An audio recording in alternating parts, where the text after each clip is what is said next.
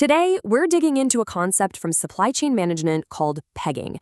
Now, this might sound technical, but it's really all about conquering the kind of uncertainty and chaos that can bring a factory floor to a grinding halt. So let's see how it all works. You've probably seen this happen before, right? A customer suddenly changes an order, a critical shipment of parts gets delayed, and just like that, everything starts to fall apart.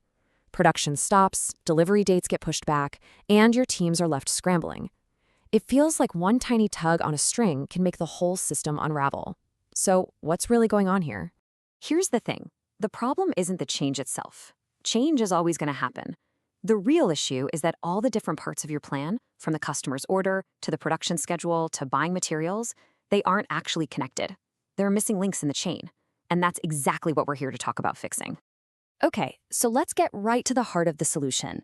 What exactly is this pegging concept that promises to tie everything together? So at its core, pegging is simply the process of creating solid, clear links between demand and supply, and doing that across every single level of your plan. But what's really fascinating is the Japanese term for it, himozuke. It literally translates to tie with a string. And honestly, that is the most perfect metaphor for what pegging actually does. I want you to picture a single, unbroken thread. It starts with a customer placing an order. That thread then runs directly into the production plan, which figures out what to make and when. And from there, it continues all the way down to the procurement plan for buying the raw materials. Pegging is that thread. It makes sure every single action is directly tied to a specific demand. No loose ends, no guesswork. Now, to really appreciate just how powerful this unbroken thread is, we first have to see what happens when it's missing.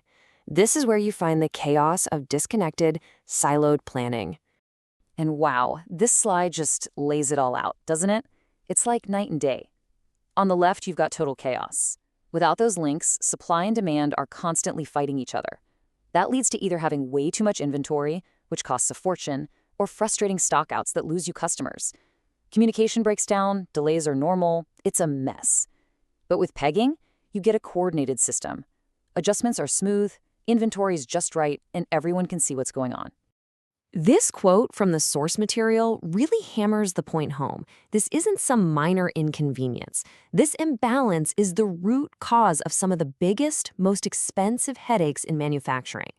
So the key takeaway here is that linkage, this connection, isn't just a nice to have, it's absolutely essential for a healthy operation. Okay, so you might be thinking, this sounds great, but how do you actually build it?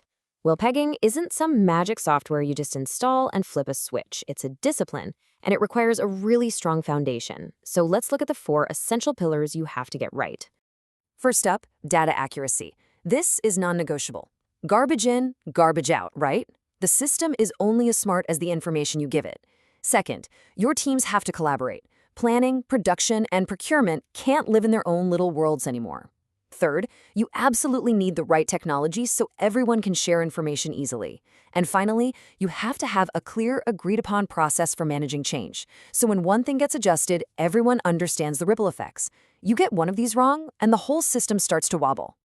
And now for the payoff, the fun part. Once you've built that foundation and you've tied that unbroken thread through your whole operation, what can you actually do? What new superpowers do you unlock? Let's break down the 3 biggest game-changing benefits. All right, the first major benefit completely changes how you deal with the unexpected. You're basically moving from playing defense to playing offense. Think about it. With a fully pegged system, when a supplier calls to say a shipment is going to be 2 weeks late, you don't panic. You run a simulation. You can see exactly which customer orders will be affected and by how much. The system can even flag potential future shortages, giving you time to solve the problem before it becomes a crisis. You stop just reacting to fires and start predicting where they might start. Benefit number 2 directly impacts the most important person in this whole equation, your customer. Because everything, demand, production, procurement, is all linked together. When you give a customer a delivery date, it's not a guess, it's not a hope, it's a commitment that's backed by real, solid data. You know you have the materials, you know you have the capacity. This skyrockets customer satisfaction and trust. It's a total game changer. And finally, the third benefit. This is the one that really hits the bottom line and makes the CFO happy. A unified plan helps you tame the infamous bullwhip effect. That's where a small change in customer demand creates massive, chaotic swings in inventory further up the supply chain. By linking everything, you can keep your inventory levels lean, but still totally sufficient. And that directly improves your cash flow because you're not tying up money in a warehouse full of materials you don't need yet. So when you put all of these benefits together, what are you really achieving? You're getting to the holy grail of lean manufacturing, true pull production. It means you are making only what is needed in the exact quantity it's needed and precisely when it's needed. The whole system is driven by real customer demand, not by shaky forecasts and guesswork. So I'll leave you with this question to think about. When it comes to your own operations, are you constantly reacting, just putting out the next fire? Or have you built the links that allow you to anticipate, to simulate, and to actually control what's coming next? The difference between those two worlds?